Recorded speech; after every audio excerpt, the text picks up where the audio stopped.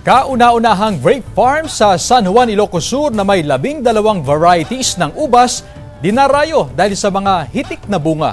Narito ang report ni Ivy Hernando ng GMA Regional TV 1 North Central Luzon.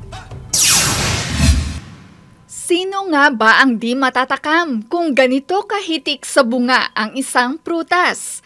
Ito ang kauna-unahang grape farm sa Barangay Nagsabaran, San Juan, Ilocos Sur na pag-aari ni Randy Riambon, isang seaman.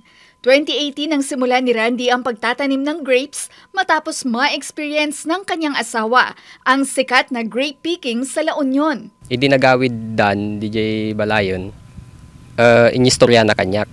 Taday di gamin inunaan nga balasang ko, mahilig ti grapes gamin. Mula sa ilang seedlings ng karaniwang variety na Red Cardinal, naengganyo si Randy na sumali sa grupo ng grape farmers at bumili ng iba't ibang variety. Nasa 15 variety na ang kanyang pananim, 12 rito ay nagbunga na. Pinakamatamis ang variety na kung tawagi cotton candy, na amoy pa lang matamis na.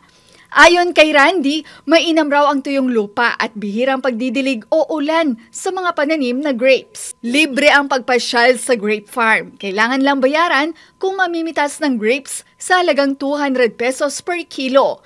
Kaya nagsisimula na itong dayuhin ng local tourist. Pangpawala ng stress po. Nakaka-amaze kasi ngayon lang po kami nakakita ng ganito. Organic farming ang paraan ni Randy upang sa ganoon ay manatiling malusog ang halaman at ligtas kainin. Mula sa GMA Regional TV 1 North Central Luzon, Ivy Hernando, nagbabalita para sa GMA Integrated News.